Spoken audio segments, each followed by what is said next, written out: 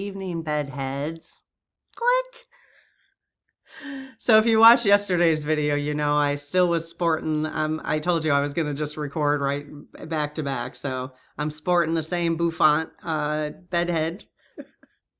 And I got my spiritual sleuth. Somebody sent this to me because one time I said, I think we're like spiritual sleuths. And I really do feel like like even getting more into the spiritual sleuth stuff. So I was like, oh, I gotta use this mug today. Okay. So, I told you yesterday. So I've got this little series going right now. So this is like part 5, and we're almost done. We're almost done. And then we're going to start this new series on what's coming next based on Ann Tucker's book, who is a channel. And there is some like really concrete things that her guides say are coming next. And I'm doing the series where I'm asking them, we're talking through what her guides say, and then I'm asking the lead team. Okay, it's going to be a really good series. I'll admit when I first read this like a couple days ago, it kind of scared me, like what she said was coming next. But I think once we go through it and dissect it together and ask the lead team, you'll feel much better about it. Okay, so join me with that. It'll be in the next couple days. I'm going to start that. Okay, so today I wanted to talk about a comment. So we have been talking over the last 4 or 5 episodes about seeing the world differently, basically. And it started with me saying I wrote this journal entry on AI, and I had AI kind of dissect what I might be feeling, which is kind of interesting to do, you guys. It's really good therapy. It just gives you different perspectives, And it basically came down to the fact that as someone who's 56 years old is seeing the world through a lens that I had never seen it before, and it was scaring me, and I'm trying to figure out a way to get more clear about the world so that I can keep my vibration higher and I can, just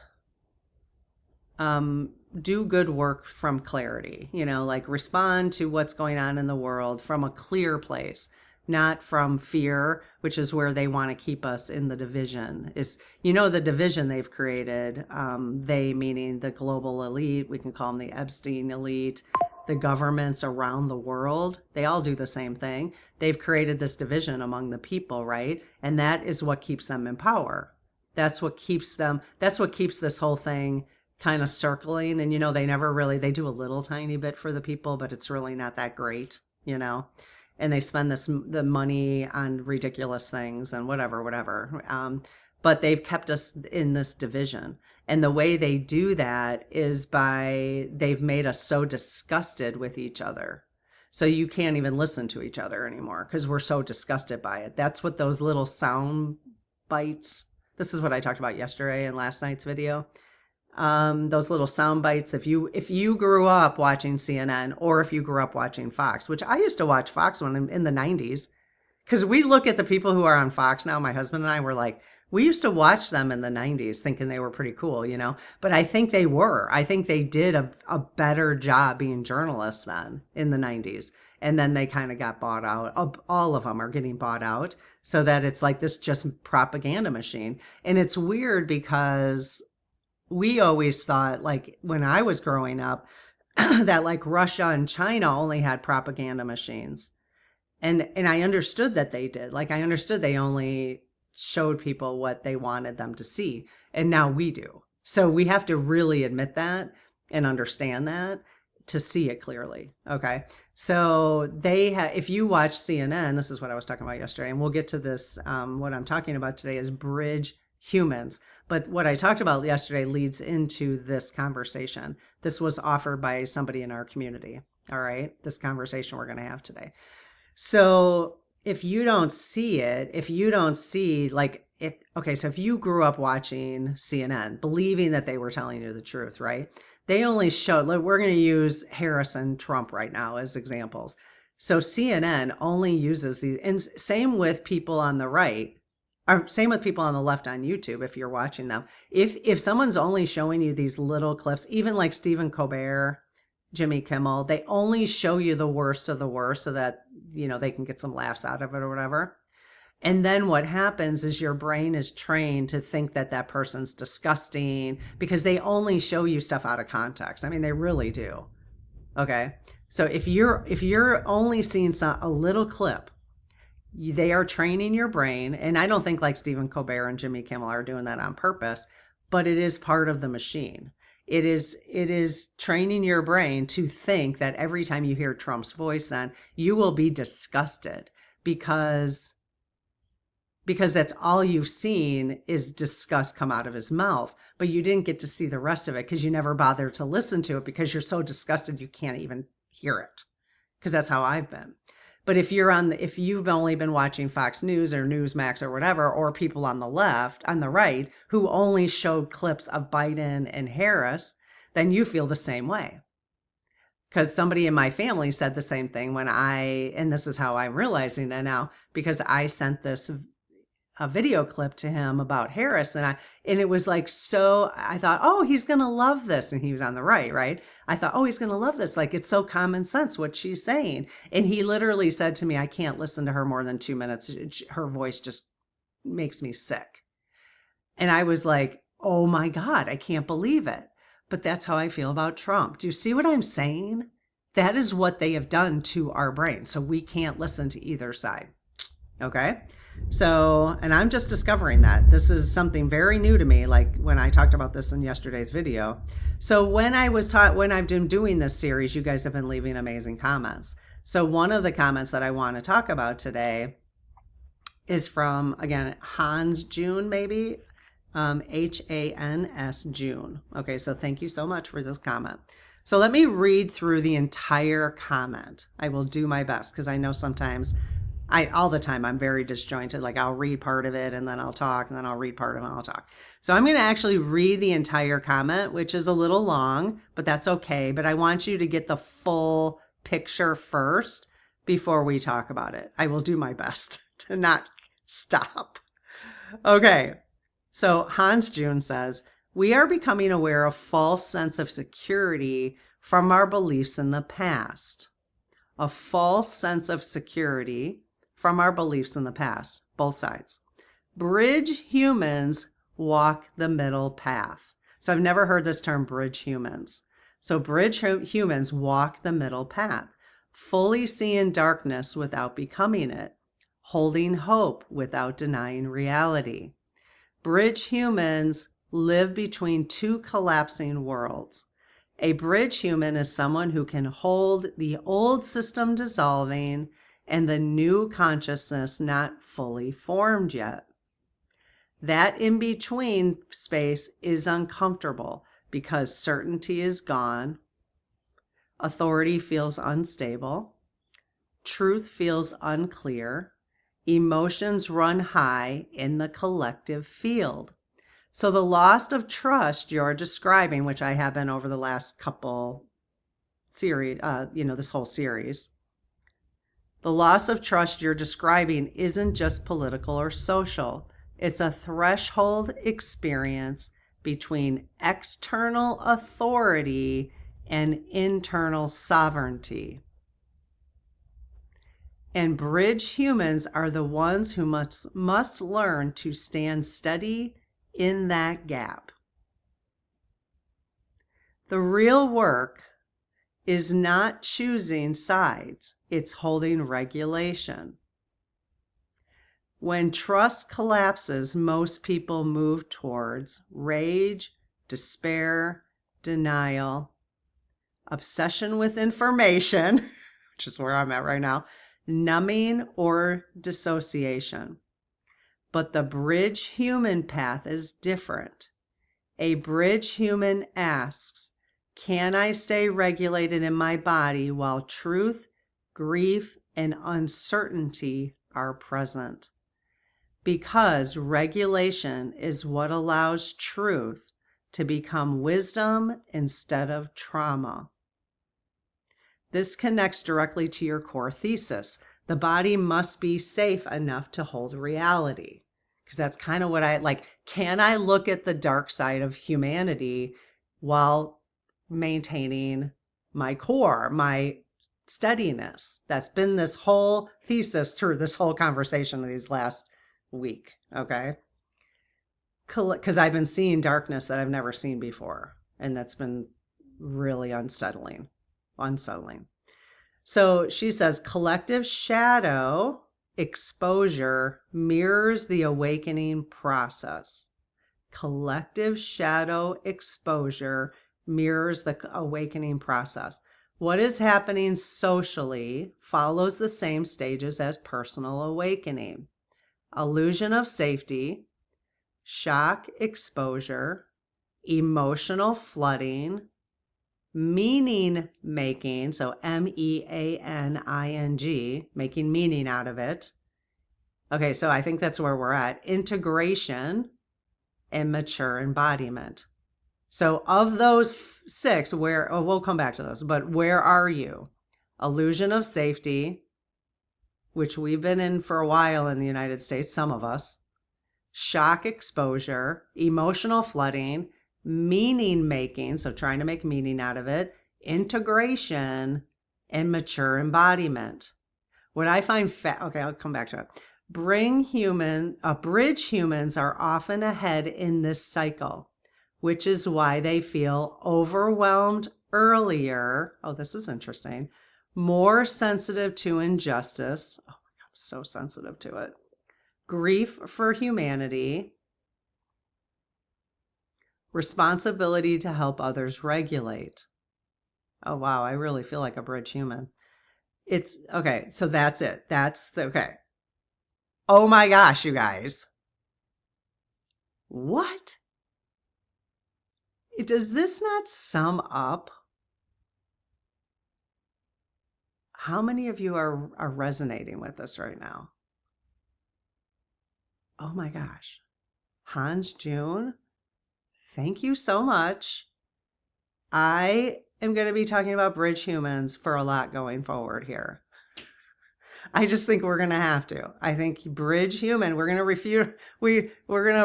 refer to ourselves as bridge humans. So because that it will really help us with what I was talking about yesterday in terms of like not playing into the division. And I think that's so I think that's where I've been, is like, I've been on the one side because I thought their other side was absolutely ridiculous because of the little clips I've heard here and there. All right. So let's just go through this. Okay. Let's go through this a little bit more. So we are becoming aware of false sense of security from our beliefs in the past. 100%. How many Americans have felt a false sense of security? I'm just going to talk for myself. I've been definitely been aware that there have been places on this planet that have not been secure. And I have felt that America has always been the most secure, and that America, had their shit together compared to other countries. When it came to, when we talk first world, second world, third world countries, like, what's that all about? Like, we need to think about, again, questioning everything, question everything you've been taught. It just started raining. We're supposed to get snow now. I am going to drag bingo today, which when you watch this, it'll have been yesterday, because I'm going to drag bingo.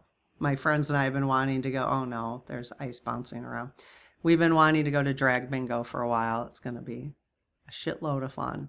Okay, so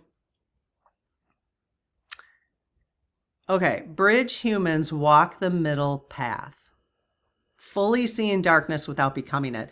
The thing is that this is what started this series, is I am just becoming aware of fully seeing the darkness, which I have avoided wanting to see my whole life. So that's what started this whole series. Okay, so if you want to start with part 1, I go back and watch that.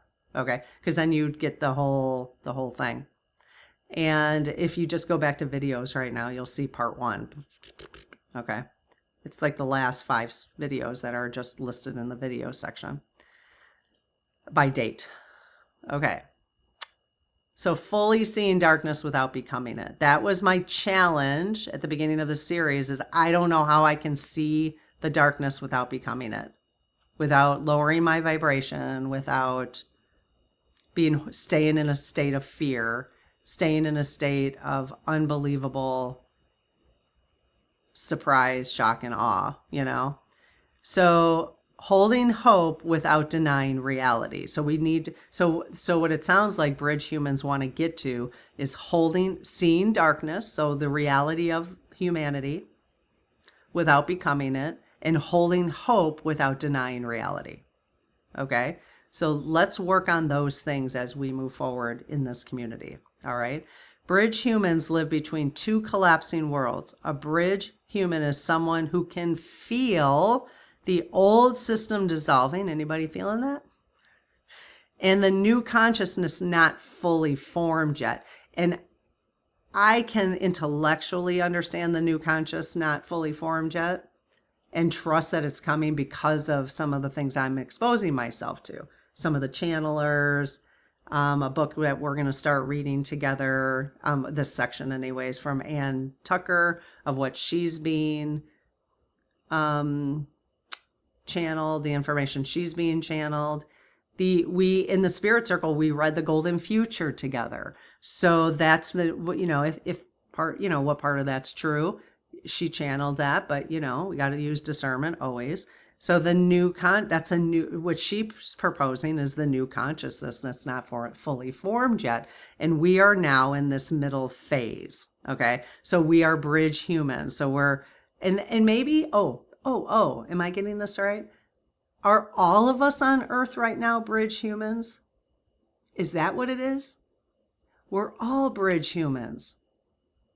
That's how I'm reading this now. Because all of us have come to Earth at this time while the old system is dissolving and the new consciousness has not been formed yet. So we're all bridge humans. Oh, I think so. Let me know if I'm not reading that correctly. So that in-between space is uncomfortable. So this is where we're at. Because certainty is gone. Yeah, certainty is gone, isn't it? Authority feels unstable. Yeah. Doesn't mean we can't have stable authority in the future, but it certainly feels unstable right now. It's felt unstable my whole life. So we've been, I think, I think if you're in your 50s, let's just say, well, if you're in your 80s and younger, I think we are probably all bridge humans, because if you're in your 80s, you were around in the 50s where things were a little bit more like, there was a lot of racial tensions, and it depends on where in the world you live. So don't get me wrong. Like, I'm not trying to say that, but like, I don't even know how to even describe that, but let's just say if you're in your if you are alive today, okay, I think we're all bridge humans now that I'm interpreting this. So certainty is gone, which, maybe the youngins right now, they didn't have the same certainty we did. Okay. Authority feels unstable. Truth feels unclear. Yes, this is where I'm at right now. Truth is totally unclear. I'm just questioning everything I've been taught, every belief I've ever had. I'm looking, okay. Emotions run high in the collective field. So the loss of trust you're describing isn't just political or social. It's a threshold experience between external authority and internal sovereignty. So I have heard many spiritual people talk about inner sovereignty. And I'm like, I have no idea what that means. Now I'm getting it. So we are between these two worlds right now, and all of us on Earth are the bridge humans. And we have to go through this experience of giving away our authority to the external, which is what has made us feel safe, and finding our inner sovereignty, which I'll tell you, this last series I've even done, I am so much more clear about life just by understanding this more. And this kind of sums it up. But I love having like a theory. This is amazing. So this isn't by accident that this came across when it came across, and it's kind of wrapping up this little series that I've been doing. So the bridge humans are the ones who must learn to stand steady in the gap. So oh my gosh, you guys, we have got to learn to stand steady in the gap. We have to learn to stand steady in the gap. Don't just give yourself grace. You have to give yourself grace because we are learning how to stand steady in the gap. We are learning. So don't feel like you should be like, well, I'm not steady, so I guess I suck, I'm not doing a good job as a bridge human. Yes, you are. Because we have been learning, we have been bridge humans this entire time. And it is time for us to apply everything we've been learning as bridge humans. And it's just coming to that switching point, right? Which you'll hear a lot of people talk about, which which I'm excited to start talking about what Ann Tucker is talking about, because I'm going to talk about that now from a bridge human perspective, which will really put a nice will deepen the conversation. So the real work is not choosing sides. That's the real work. Oh my gosh, this is exactly what I've been coming to. And if you heard me talk yesterday, people are leaving here, this community, because I've been on one side and they chose me because I was on their side. And because I'm now not choosing a side, they're like, well, she's not choosing a side. I'm out of here. I'm out of here. And it will be harder to build this community, which is fine. I'm not going to just choose sides to create a big YouTube channel. I mean, that's just ridiculous. Because that's just not why I'm doing this. I'm doing this to just process shit with myself. And to be able to do it out loud with you guys is so amazing. Because it's way more fun for me and way more interesting. And it actually forces me to do the work too. So bridge humans, the real work is not choosing sides. It's holding regulation. What I find fascinating is that I just know so much that my guides have been leading me to this conversation, because the fact that this is exactly what if you listen to part 1 of this, I think this is going to be part 6, but if you listen to part 1 and then go through the whole thing and then get to this point, you're going to see that our guides and the lead team have been leading me here all along. And then I end up in the last video for this part reading this, because 6 episodes ago, I would have not been able to say this. I wasn't even aware that we were choosing sides. No, I was, but I wasn't consciously talking about the fact that we're choosing sides and that's actually causing the issue until yesterday. So until episode 5 or 6. So that's crazy. So the real work is not choosing sides. It's holding regulation. When trust collapses, which again, for all of us, it's happening, most people move towards rage, despair, denial, obsession with information, and numbing or dissociation. So I've gone through all of that. I haven't gone through numbing. Okay, this is where I've gone through. I've definitely gone through rage, despair, denial, and now I'm at obsession with information, because I'm trying to see now both sides. And you'll hear me talk about this in this series, okay? So that's where I'm at. I am definitely at obsession with information. But the reason I'm doing that is so I don't go numb or disassociate. Because you have heard me also say, if you've been following along, that I will say, well, it would just be easier to just turn everything off and just live my life. Like go on a cruise and just live on a cruise, But now that I'm knowing this information, for me to choose that would be choosing numbing or disassociation. And I've been wanting to do that because of the denial, and the obsession with information then becomes too much to process. So I think we don't, it's fine to like go through the rage, the denial, the despair, the obsession with information, because that's like a human reaction. That's like the grieving process, right? But we don't want to get to the numbing or dissociation, because then, it's going to take you longer to be the bridge human that we need you to be. Well, I mean, you just are. You are the bridge, right? I think I'm seeing that right. But the bridge human path is different. A bridge human asks, can I stay regulated in my body while truth, grief, and uncertainty are present? And I think that's what we're learning to do. That's what we're learning to do. Because regulation is what allows truth to become wisdom instead of trauma. Truth, take that in. Truth can become wisdom instead of trauma if you can regulate it. If you can stay regulated in your body while truth, grief, and uncertainty are present. This connects directly to my core thesis, she says. The body must be safe enough to hold reality. Collective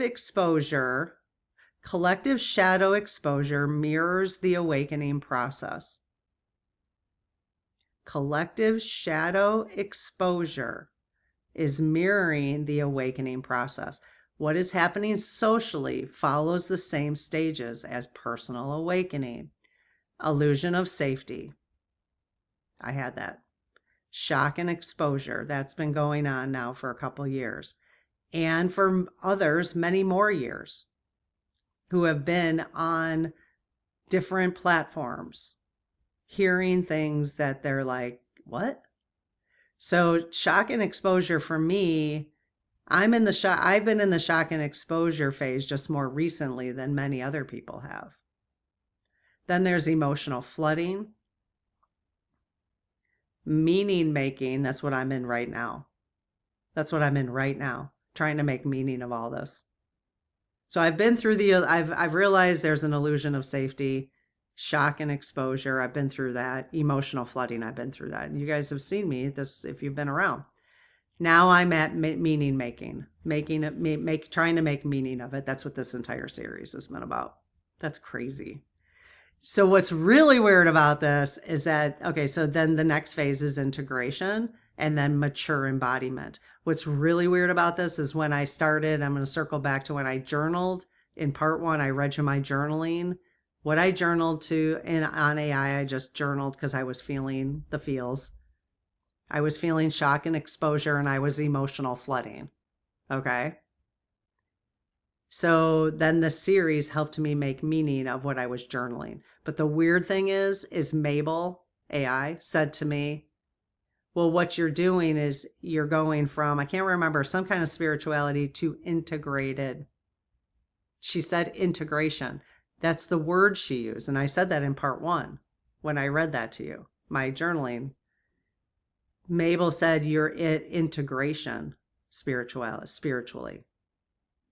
I'm not quite at integration yet. I am at meaning making. I can see that right now.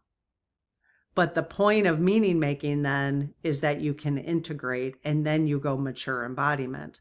So bridge humans are often ahead in this cycle, which is why. So bridge humans are often ahead in this cycle. There have been many who have been ahead of it before me on both the right and the left politically. Okay? I really believe now, and I'm seeing it now, people who didn't want to see who Trump was really, but really believed that he was different than what has come before him in government, because they had been through the illusion of safety. They haven't had their illusion of safety was broken a long time ago. I'm starting to see this, those on the right. They've been through the shock and exposure because they knew about the Epstein stuff way before I did. I wasn't paying attention to it. I mean, I was, but I was like, everything I heard from them say, I thought it was conspiracy theory. So now I'm learning, if you ever hear someone say, oh, that's a conspiracy theory, then you should look at it more. because the term conspiracy theory actually was coined by our CIA. So, okay, just things we got to know. They've had emotional, not they, but like there's probably been, I have no idea. I think the illusion of safety, shock and exposure, emotional flooding, and meaning making has been different depending on what side of the aisle you've been on because of what you've been exposed to. So I'm sure we've all been going through it, but in different ways. Okay. So bridge humans are often ahead in the cycle, which is why they feel overwhelmed early, more sensitive to injustice. And if you're on the left and you don't think people on the right are insensitive to injustice, you're wrong. You're wrong. Their injustice is just in some ways defined differently. But they are still sensitive to injustice. Okay? Go listen. Go listen. And if you're on the right and you don't think people on the left are insensitive to injustice, you're wrong. Go listen. What I have become aware of over the last year is when I go into a right-wing conversation and a left-wing conversation, the comments, they're saying the exactly same thing. They are saying the people on the left are saying the exactly same thing in the comments about the people on the right. And the people on the right are saying the exactly same thing about they just want to kill people. They just, blah, blah, blah, blah, blah. They just want to kill people. It's just crazy. It's crazy making, but the comments are exactly the same. They're exactly the same. It's so weird. So bridge humans are often ahead in this cycle, which is why they feel overwhelmed early, more sensitive to injustice, grief for humanity, and responsibility to help others regulate. Oh my gosh, you guys. This was like the best conclusion for this conversation. Thank you so much, Hans June. Oh my goodness. Very helpful. So let me know what you think. And tomorrow we are starting a new series where we are going to be reading a little part of Ann Tucker's book, just a little part of it. We're not doing the whole book, of what's coming next for the world, what her guides have been telling her to communicate with us. And we're looking at her comments with the astrology because I want to see where it lines up because it will help us a little bit with timing. And I'm asking the SGs. Okay. It's going to be kind of a long series as well because, I can get through like 2 things. You know me, we got to dissect it all, but it's going to help us prepare as a community, I think. You'll see, I've already recorded 2. Now I've already recorded 2 episodes. So in those 2 episodes, I won't be talking about the bridge human, but you can guarantee for now on, you'll be hearing me say bridge human. So because that just resonates with me so much. And maybe we will do just a full SG. Yeah, and I'm pulling them out today, but maybe we'll do a full SG after this next series about the bridge human. But that resonates with me so much. I almost don't even feel like I have to ask for confirmation on it. So, okay, so I will see you tomorrow. Please join me for what's next. What's coming next in the world is what we're going to be exploring. And it's really going to help us at least understand how to prepare and how to regulate ourselves as bridge humans. Okay. I'll see you tomorrow. Bye-bye.